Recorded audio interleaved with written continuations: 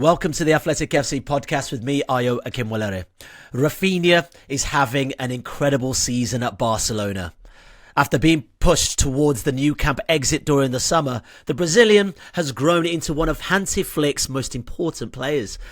So how has Raphinha reinvented himself to become one of Europe's most effective players?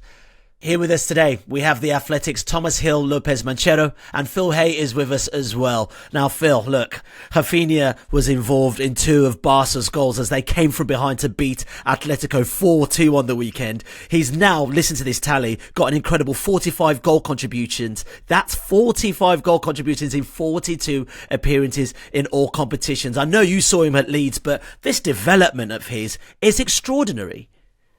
It is. I have been badgering you to do this for a while, partly because I did enjoy watching him so much at Leeds, but partly because this season has been so exceptional that he's starting to move out on his own, or certainly into a teeny tiny group of properly world class players who are out in front of the rest. I mean, when he was in the Premier League, you could definitely see the roots of the player he is now. The talent and the flair was very obvious, as was the sort of inner self-confidence that he definitely has. So I wouldn't say that he's changed much or changed a great deal stylistically. He strikes me as quite a classic winger, a bit like something out of the 1990s with definite, 21st century traits as well. But when he gets the ball, particularly if there's space around him, his instinct is to tear away with it. It reminds me a bit of like Andre Kanchelskis for our retro listeners. Have pace will absolutely burn it. And his pace is so extreme that trying to contain him is pretty thankless. I read a piece a week or so back, which was an interview the Athletic did with Robert Pires, the ex-Arsenal player, and he was picking out his favourite forwards and his favourite wide forwards and wingers, and Raphinha naturally made the cut. And his observation of him, and he clearly loves Raphinha, was that, in his words, he has something different, his touch is superior to other players, it's so clean. And you really can see that. I mean, those shots from distance, a bit like the one against Benfica in the Champions League a couple of weeks back, they're a bit of a trademark for him. I saw that for the first time with Leeds away at Everton in 2020. That was his first Premier League goal. And you always feel like the goalkeeper should get there because he is so far out, but the hit is just too sweet. It is, like Pires said, too clean. And I think, as they would say in the US, he goes down as a clutch player. That was certainly true at Leeds, and it's true at Barcelona. But I think it's true to an even greater degree in Spain. And that's what I'd say he's enhanced in the time since he moved on from England in the Premier League. His ability to decide a game time and time again at a properly world class or Ballon d'Or level. Yeah, I'm sort of alluding to it there. You think, let's say Barcelona go on to win the Champions League this season and also La Liga, he has to be one of the names at the top of that list for sure. I would think that he's going to be in the conversation one way or the other. Barca have it all in front of them. They could do the treble between the Copa del Rey, the La Liga and the Champions League, and I think they've got a serious chance of actually doing that. It'll probably come down to injuries and Real Madrid as much as anything in the end. But his numbers are so good across goals and assists that he will be part of the reckoning, and he will attract some votes whether or not Barca do what they want to do and finish with a raft of medals. He just is that good. And the weekend you were talking about against Atletico Madrid is just a kind of standard Saturday or Sunday for him at the moment. This is what he's doing every time. And as I say, that I think is where you've seen the enhancement in him, is to be able to carry that pressure consistently, and also to do it at a club like Barcelona where there just is nowhere to hide. Yeah, for sure. Thomas, we've spoken so much about Barca's financial situation, but, how much credit does Raphinha himself deserve for backing himself? I mentioned it at the intro there. There was a chance this was a player that could be sold in the summer. Yeah, for sure. And not just this summer just gone, but the summer before as well. We know from our colleague Paul Bayous that Barca were willing to listen to offers to him, largely because that's the nature of their financial situation. Raphinha arrives from Leeds in 2022 for £55 million in principal, which is no small fee for Barca in their current financial situation. Remember, that's the summer where they're pulling levers to register players, basically selling off stakes in their future business for upfront cash hits. And there's been plenty of times, as Raphinha has mentioned himself, when he's had these moments of self-doubt. He talked about feeling pressure that made him think of leaving, seeing reports that the club wanted to sell him, and that can't have been easy for him to deal with. I think a lot of far lesser players than him would have crumbled under that pressure. A lot of Barca signings in the last couple of years have crumbled under that kind of pressure, that kind of noise. So to rise above that and to become, not just a key player, but an absolute leader in this team, a captain as voted for by his teammates, it's huge. And as we were saying there, it's Ballon d'Or form that he's showing at the moment. Yeah, that idea that you step up on the big stage, Phil, it's really interesting, because I remember when he was at Leeds, and there were a whole heap of Premier League clubs and not global clubs actually, that were sort of touted to sort of take his signature. Going to Barcelona in a situation whereby Barcelona probably wasn't in their best financial situation. This is someone, I think, and I don't know if you saw it at Leeds, that Thomas has just alluded to, there's a leadership something there. There's something there that this is a guy that wants to prove himself at the top stage. Yeah, that summer 2022 is probably worth revisiting. Just for some background, Leeds had stayed up by the skin of their teeth in the Premier League. They'd been lucky, to be quite honest. But he was still cut above by a distance, and you were starting to look at him and think, why on earth is he in a relegation battle? He's too good for this. And he was always leaving that summer. I mean, there was never any question that he was going to go. Arsenal had a close look at him, but never got close to a deal. Chelsea were ready to pay, and Leeds really liked the Chelsea deal because they knew that Chelsea would be good for the money. It was like the safe transfer for them. The unsafe, or the ludicrously complex transfer was Barcelona, because Barca, as Thomas was explaining, were a mess, like pulling levers, trying to free up money as they do. It wasn't even really that clear if they could afford him.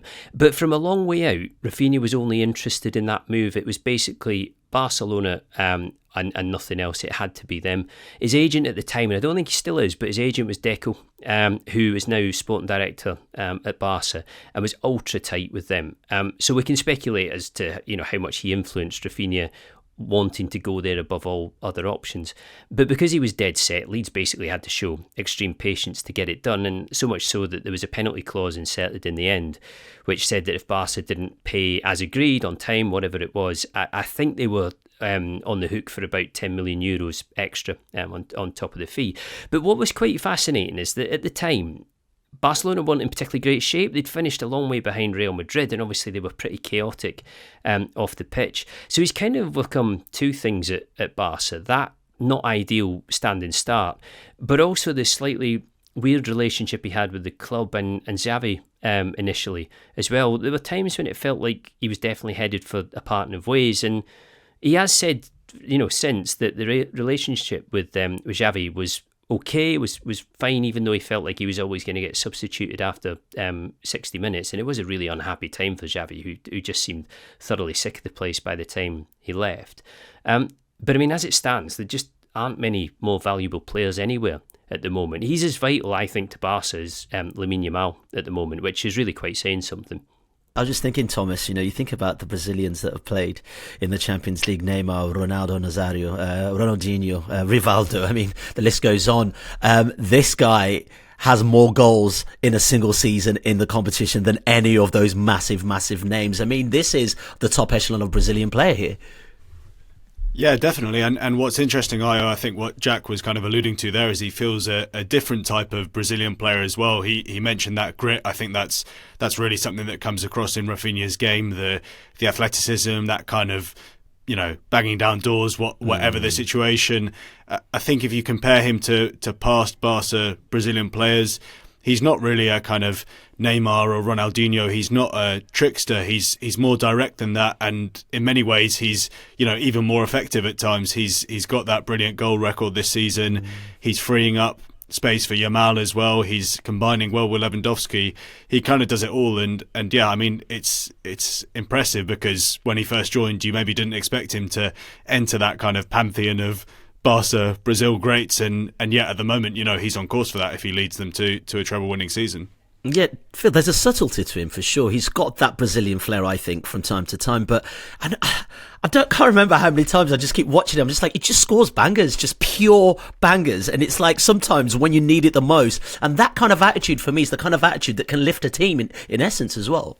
Yeah, he's definitely box office, and I think in that sense he's quite quintessentially Brazilian. He's also got the favelas background, hasn't he? Which it provides a really good narrative. There was a great piece that he did on the Players Tribune about his growing up and what it was like for him in Brazil, which kind of opens your eyes to how it was and what he had to cope with. I still find it quite funny that when Rennes sold him for him to come to the Premier League, he was less than £20 million, and it was funny because people around Rennes at no stage would accept that they might have dropped the bollock by doing that. He wasn't exactly flying. He wasn't amazing there, but one debut at Leeds was pretty much all it took for all of us to say, wait a minute, this looks good. So it was a steal of a transfer, and like a lot of Brazilians, or the best Brazilians, he seems to have total faith in how high he can climb, which seems to be pretty much right to the top. And there is that grit. I mean, it leads the leadership aspect you saw through the way he played. If you needed something, Raphinha would make it happen. There's an injury time winner that he assisted against Norwich in his last season, which people should take a look at if they haven't. It was like a Hail Mary at a point where Leeds were desperate. And it wasn't like he was perfect. I mean, him and Marcelo Bielsa came to blows shortly before Bielsa was sacked. And I have to say, the narrative of him going to Barcelona was up and running months before it actually happened. It was quite a relentless drive, and I'm not sure how helpful it was. But he's massively respected at Leeds, and they would consider him to be, one of the best players who've passed through the club. Certainly one of the most naturally gifted. Okay, well, joining us now, we have our Barcelona writer, Laia Cervello Herrero, who was there to witness the incredible game in Madrid last weekend. Laia, what a game, by the way. But also, can you explain the importance of Raphinha this season for Barcelona? He's been so dynamic for this team, and his game has definitely changed a lot. Yeah, I mean, I think that's a plot twist nobody was expecting. More after all the rumors of Barcelona wanting to sell him on summer transfer window. And yeah, I think Raphinha is the perfect example for the youngsters on the team that are rushing to have their chance to succeed inside the team. He's 28 years old. He had 3 opportunities of being the player he is now, and he had to wait first because there was Ousmane Dembélé in his position, and Xavi really liked Ousmane in the right winger. So he was just waiting, and then they sold Ousmane Dembélé, and when he thought that he had the chance finally to shine, a 16-year-old player just pop up, and he had to give his place to him, and mentally that's not easy to do, because first you can say, okay, Dembélé, such a great player, I can understand, but then 16-year-old player, now we know who is Lamine Yamal, but we didn't know that he was going to be as such a good player as he is now 1 year or 2 years ago. So I think for him that was not easy, but he took the best solution that he could take at that moment, saying like, okay, he's going to be a structural player for the team, I can tell that. So I still want to play for Barcelona, I have to adapt myself to the situation. And he started playing in the left flank, also in the midfield, and I think he found the solution and the respect for all the teammates who were watching him not just give up on the situation and say, okay, I'm going to leave and that's it, but just finding a solution for him. Yeah. What you said there was really interesting about him switching position, because more often than not now I'm watching him drift into these sort of central attacking positions, and now that's where the goal scoring is coming from in a whole different light, switching positions but also coming in. Is that something, sorry, I've just hit my mic because I was so excited, is that something that Hansi Flick you feel tactically has worked with him on? Yeah, I do think that Hansi has found a place for him on the team, even if I think that his transformation began last season and not only this one. But I think probably playing as a pure winger, he doesn't have that profile as probably Lamine Yamal has, with the dribblings and more deepness than probably Raphinha has. He likes to play more on the inside, and I think that's how he has succeeded on the team, because on the left flank probably you have Balde on the left back, who has more deepness and that can give that to the team, and Raphinha can have like the freedom to just switch the side or to go more on the inside. Yeah, earlier we were talking about his captaincy at Barcelona, being given the captain's armband, the people's champion, the people's choice, the player's choice in many respects. I mean, you think that has helped him feel more that Barcelona really is his team? Because if you say a season ago, this was a player that looked like he was on his way out, this is a real show of confidence to say that, I'm here to stay. And if anything, maybe give him a bit more confidence to really perform at the highest level. Yeah, 100% agree with that, because I think it took all of us for surprise when that happened, because you could think that probably Lewandowski or another player, as Gavi, for example, he's really young, but he has that importance to the dressing room. And when we saw that it was Raphinha who was one of the captains, we were like, what the hell? But I think that he was chosen for something, and I think he is like the balance between the youngsters and the older players on the dressing room, because it's a really unbalanced squad, I would say, in terms of age, because you have players on their 30s and you have players under 20 years old, and that are really important for the team. So I think he can relate to the younger players, but he has also that experience that can give the experience the team needed sometimes. And also when you see, for example, Lamine Yamal and Alejandro Balde just dancing, celebrating goals and everything, he normally joins them, but when it's like the fourth goal or something like that, he's more like, okay, that's it, let's not humiliate the opponent, So I think he's like the perfect balance for that, and the dressing room just knew that. And I think it was during the summer when he was with Brazil, when everybody in Barcelona was kind of saying that he was the player to sell during the summer. I think one supporter asked him to sign a Real Madrid shirt, and he was like, no, you have to respect that I'm from Barcelona player, and Barcelona, you have to respect the club. And I think the video went viral, and maybe it can seem something silly, but it's something that in Barcelona really cares a lot for supporters, for the players also. And I think the fact that in the first or second game in Montjuic this season, the whole crowd was singing "Captain, Captain" to him, made him just feel more important. Yeah, we love that. Thomas, we've seen that partnership between Nico Williams and Yamal in the Euros, I should say, in the summer. Raphinha's new role with Lemal actually allows him to get more involved in the goals. I've seen so many opportunities where Lemal just looks up, finds the cross, and just allows Raphinha to tap it in. It's quite a nice little combination Barcelona are building there.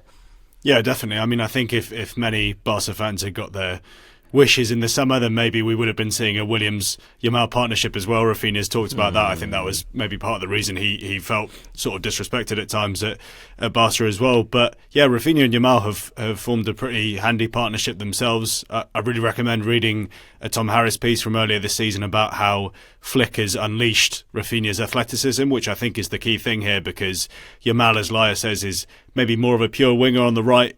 Raphinha kind of varies from position to position. Sometimes he's on the left, sometimes he's through the middle, sometimes he's combining with Lewandowski. But definitely one constant, I think, this season have been his runs in behind. The goal I always come back to is that late winner at Benfica in the league phase where, deep into stoppage time after 90 minutes, Raphinha's still running to chase that Ferran Torres ball up front and, then scores with such composure. That's everything about his game this season. I also think he probably does help take some of the heat off Yamal. As ridiculous as it seems, he was getting some criticism from supporters for not scoring enough, and it's true that 13 goals maybe isn't as many as you'd expect from him this season, even if he is just 17 years old, whereas Raphinha is that consistent goal scorer that, maybe does allow Yamal to do his thing as well. Yeah, Phil, I think he's 28 at the moment. You'd think there's a good 2-3 seasons still left in him with this young Barcelona team. Lewandowski, obviously, much older. So in terms of emerging leaders, and already seems like one now, he could be a real staple in this team and hopefully lead this team to where Hansi Flick wants to take them. Oh, very much so. I think Tomas touched on something we should talk about a little bit, which is that this season has been a big shot in the arm for Flick's reputation as a coach, I think. And just to take Raphinha in isolation, his physical prowess is one of his biggest strengths by a mile, and it makes absolutely no sense not to exploit that. If you watch back through any of his better performances in England, of which there were many, it was the hard running combined with the flair that did it. The pace and the athleticism that made him such a threat. And he is pretty young at 27. He should be starting to peak now, and looks like he's starting to peak. I read some comments from Romario recently down in the Brazilian press, which was saying that if Brazil have any chance, or their only chance at the World Cup next year, if they are going to go far in it or win it, then they have to take Neymar, and Neymar has to shine. But I'm almost starting to feel like Raphinha is every bit as key to them having a real opportunity in the USA. He needs to be fit, he needs to be there, and he needs to be in form. And if he is, then, head to head in one-off games, there'll be a threat every time. Laia, I know we've been quite positive, but we also have to talk about Barcelona's financial situation. I know. We just need to, because I think, since Neymar was sold, we were just looking at it, and, you look at the kind of money they spent on players like Dembele, Griezmann, Coutinho, who didn't sort of work out. Can we say, to a certain degree, that this is one of the more positive signings in most recent times? But also a player that probably wouldn't have been here, left to the administration not too long ago. Yeah, but I do think that the really bad financial situation for Barcelona is the key that we are seeing, the team that we are seeing, because in which scenario would players like that are under 18 have a chance to play for the first team and have the importance they have? So probably it was a little bit of luck for the youngsters, and they are proving that they have the quality to do it. But yeah, I think that Raphinha has been one of the recent most important signings for Barcelona, for sure. If we don't have we have to take into account that Pedri joined the team in 2019 also. He's not a player from La Masia, but yeah, in the recent years I would say he has proven to be one of the most important, because maybe nobody was expecting it 1 year ago and everybody wanted to sell him, but now he's proving that he deserves to be here, and we will see if the same thing happens to Frenkie de Jong, which seems to be starting to play really good again. Yeah, and before you go, Laia, we spoke about Raphinha being in the conversation for the Ballon d'Or. If Barca end up winning the Champions League, potentially the treble this season, surely, man, he's got to be the guy. Or, I mean, could Lamine Yamal also be in that conversation as well?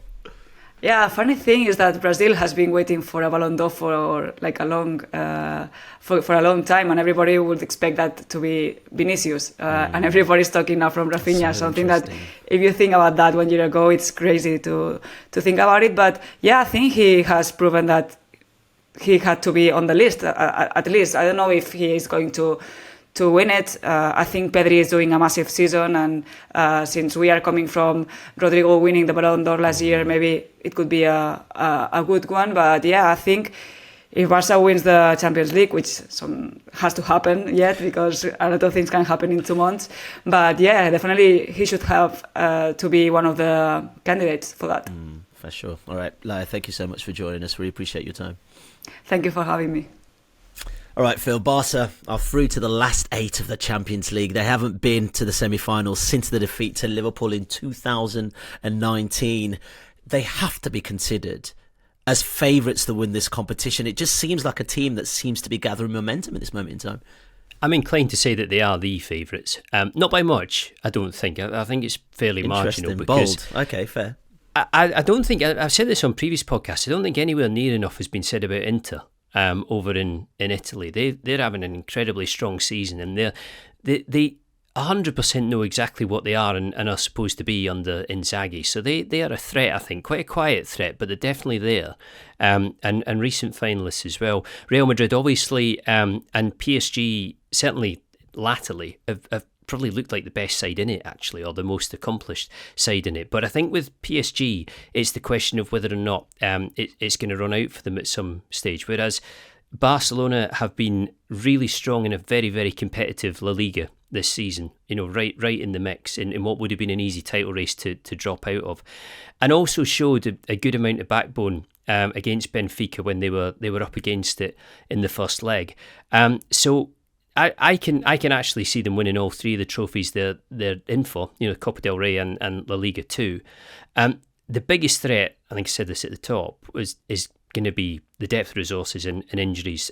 Losing Marc Casado for 2 months, which they have over the weekend, is not at all ideal. And the key players like Raphinha and Lemal have got to stay fit. But if they do, I'm not instantly picking out a team who are going to beat them in this Champions League. I think it is theirs for the taking. Yeah, actually, that Benfica game really showed something, especially with Lamine Yamal and how influential he is on this team. But also Raphinha, as you said, also just so potent. So yeah, interesting time. And also Barca this season, Thomas. If you look at that Atletico match, it's not the first time this team has sort of crawled their way back from a losing position, which is a real sense of champions. But I'm just thinking about the El Clasico and the level of competitiveness that is there right now. Do we see a shift in that quality in comparison to, I guess, the Guardiola Mourinho years? Yeah, I think it's hard to say it's going to get back up to the Guardiola Mourinho years, given that we had arguably the best two players in the history of football playing on either side. But certainly it's become incredibly competitive. I think there probably was a bit of a worry that post Ronaldo, post Messi, we might not see the same kind of quality. And yet their meetings have been really interesting this season. I mean, they've both gone Barca's way and in quite a big way, which is interesting in itself, because usually you expect these Madrid sides to turn up for those huge Clásicos. But that's also testament to Flick and what he's done. And I'm sure from La Liga's perspective, I'm sure there'll be excitement at the fact that Madrid have Mbappe, Vinicius, Bellingham, this really star front three, and that Flick has injected new life into a Barca side with one of the world's best young players in Yamal, the world's best young player, and Raphinha and Lewandowski, another great forward line. So, yeah, their meetings have become box office again, and maybe that's not something that could always be said in the last couple of seasons. Yeah, that front line's fascinating. How does it compare, do you think, to the front lines of the past? We've had Henri and Messi, we've had Messi, Suarez, Neymar, and Lewandowski, Yamal, Raphinha. I mean, it's potent, it's getting the goals for sure, but is it of legendary status yet? I think that's a bit of a stretch. Although obviously, if they suddenly lead Barca to another treble, then maybe we will have to consider them up there. It's really interesting because you have a player like Lewandowski there, who actually at various points this season has been kind of questioned by the fan base. I think certainly by neutral observers, maybe in patches where he's not scoring as much. But he's kept up his incredible scoring record.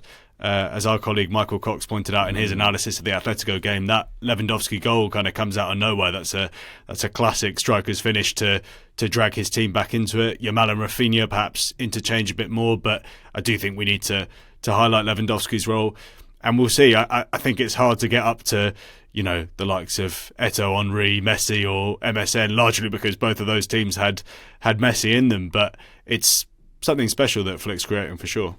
I think the talent is there. I think Thomas is right. Messi is what really takes the forward lines that he was in above the others. I think at the best, Raphinha, Yamal, Lewandowski would fit into a lot of very, very top class Barcelona lineups. But it seems to me that in terms of reputation further down the line, Barca reputation anyway, it'll all come down to what they win. I mean, I don't live in Spain and I'm not in the mix, but I often wonder what it's like for Barcelona looking at the haul of European Cups that Real Madrid have got, because even though the clubs seem permanently so evenly matched and at the same kind of level, and therefore with the same potential to rake in trophies in the way that they can, Real Madrid are miles out in front in that respect, a real sort of powerhouse. So I guess for this particular Barca team to resonate, they need to win the big trophies, and they need to do the business in a season like this one where it's all in front of them.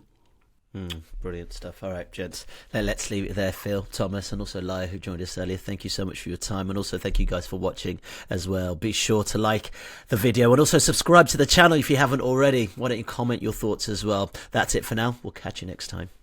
If you want to watch more episodes of the show, please subscribe to the channel. We'll be joined by the likes of David Ornstein, Matt Slater, Adam Crafton, Carl Anker, and plenty more through the season. If you'd like to listen to the episodes in full in audio form, search The Athletic FC wherever you get your podcasts from.